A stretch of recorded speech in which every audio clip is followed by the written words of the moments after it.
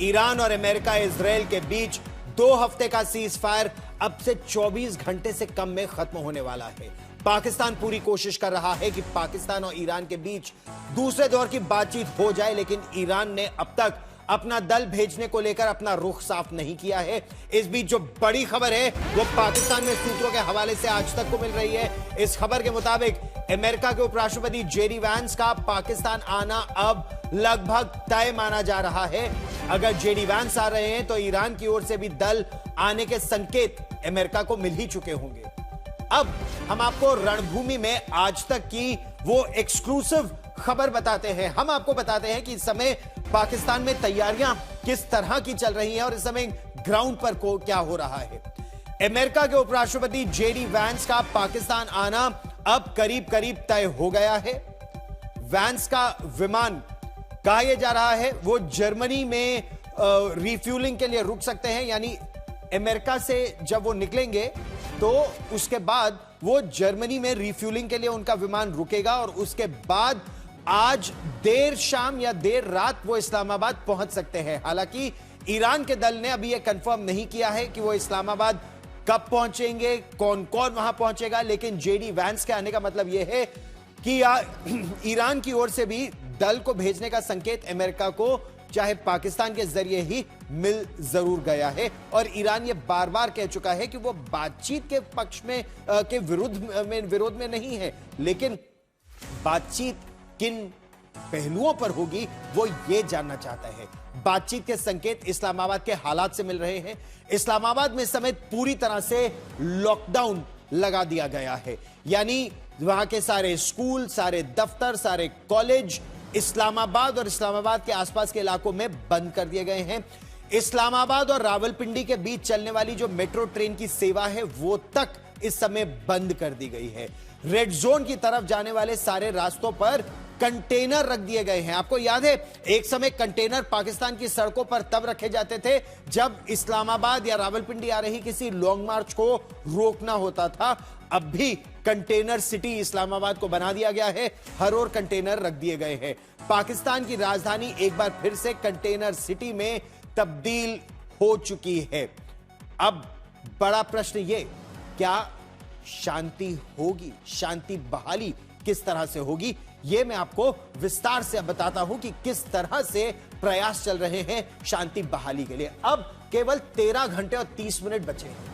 महायुद्ध क्या फिर शुरू हो सकता है, यह बहुत बड़ी आशंका है। अब तक यह साफ नहीं है कि इस्लामाबाद और अमेरिका और ईरान के बीच जो बातचीत होगी भी या नहीं, किस मुद्दे पर होगी। तबाही की घड़ी लगातार आगे बढ़ती जा रही है। अमेरिका में एक वेबसाइट है एक्सियोस, उसके मुताबिक अमेरिका के उपराष्ट्रपति जेडी वैंस अमेरिका से मंगलवार को पाकिस्तान के लिए उड़ान भरेंगे। सीधी उड़ान को अमेरिका से पाकिस्तान आने में 14 से 16 घंटे लग सकते हैं और संभवतः वो मिड डे रिफ्यूलिंग के साथ अगर जर्मनी में रुकते हुए आते हैं तो कुछ समय और लग सकता है। इस्लामाबाद का समय वॉशिंगटन से 9 घंटे आगे है। अगर वो मंगलवार सवेरे रवाना हुए भी तो यानी बुधवार दोपहर या शाम तक ही इस्लामाबाद पहुंचेंगे।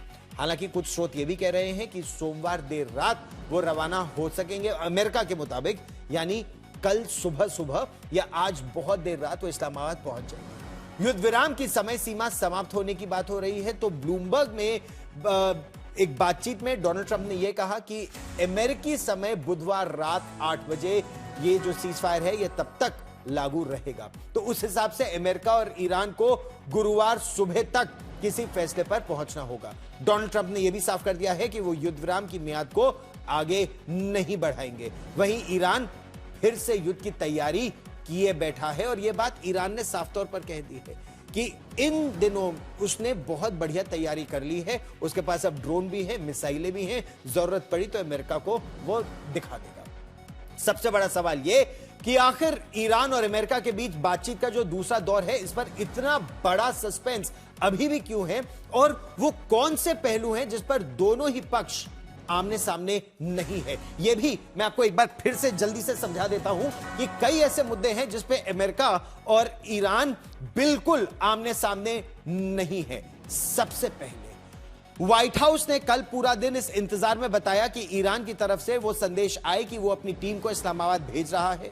दूसरी तरफ तेहरान में जो टीम थी, आईआरजीसी का उस पर जबरदस्त दबाव है कि ईरान बेहद सख्त रुख अपनाए। तो कहा यह जा रहा है, अमेरिका में तो डोनाल्ड ट्रंप हर निर्णय ले लेते हैं, लेकिन ईरान में इस समय क्या मुज्तबा खमैनी सारे निर्णय ले रहे हैं, या आईआरजीसी की तरफ से अब कड़ा रुख अपनाने की बात राष्ट्रपति मसूद पेज़ेश्कियान को, स्पीकर गलीबाफ को, या फिर विदेश मंत्री सैयद अब्बास अरागची को यह कहा जा रहा है कि उनका रुख कड़ा हो।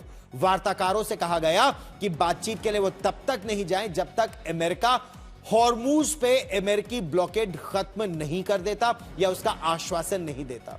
इस बीच पाकिस्तान, मिस्र और तुर्की, इनके जो मध्यस्थ हैं, उन्होंने ईरान से अपील की वो बातचीत के लिए पहुंचे तो इस्लामाबाद। वहीं ईरान की जो टीम है, सुप्रीम लीडर की हरी झंडी का कल देर रात इंतजार करती रही। मंजूरी सोमवार को देर रात मिली। अब अमेरिकी वेबसाइट एक्सियोस ने दावा यह किया है कि ईरान की टीम इस्लामाबाद आएगी और जेडी वैंस, स्टीव विटकॉफ और डोनाल्ड ट्रंप के जो दामाद हैं जैरेड कुशनर, वो भी पाकिस्तान जब पहुंचेंगे तो उन दोनों के बीच बातचीत होगी। अब हम इस पर चर्चा को और आगे बढ़ाते हैं, यह जानने का प्रयास करते हैं कि आखिर यह बातचीत किन मुद्दों पर होगी। इस समय दो विशेषज्ञ हमारे साथ जुड़ रहे हैं। पाकिस्तान से आरजू काजमी हमारे साथ जुड़ रही हैं। स्टूडियो में मेरे साथ मेरे सहयोगी संदीप उन्नीथन हैं। आरजू, पाकिस्तान में इस समय जमीनी स्थिति क्या है? पाकिस्तान में क्या कहा जा रहा है? बातचीत होगी, नहीं होगी, कब होगी? ईरान की टीम पहुंच गई है या नहीं पहुंची है? अमेरिका की टीम कब तक आएगी? देखिए, बातचीत तो बिल्कुल होगी। ये कहा जा रहा है कि बातचीत तो होगी। डायलॉग्स जो हैं वो पाकिस्तान में जो रखे गए, इस्लामाबाद जहां मैं मौजूद हूँ, वो बिल्कुल होंगे।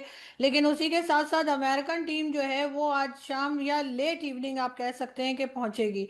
ईरान से अभी कोई नहीं आया है। ईरान का यही कहा जा रहा है कि आ जाएंगे, लेकिन ईरान की तरफ से स्टेटमेंट तो यही आ रही है कि हम नहीं जाएंगे पाकिस्तान। लेकिन पाकिस्तान के जो फॉरेन मिनिस्टर हैं इसहाक डार, वो भी ईरान में बात कर रहे हैं। साथ साथ फील्ड मार्शल का भी कहा जा रहा है कि वो ईरान के साथ कांटेक्ट में है।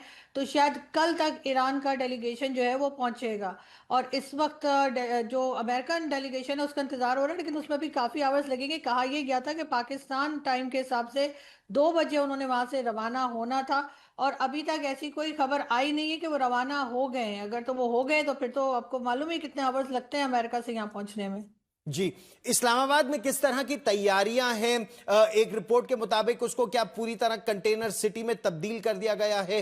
किस तरह की तैयारी, और क्या पिछली बार से ज्यादा तैयारी है इस बार?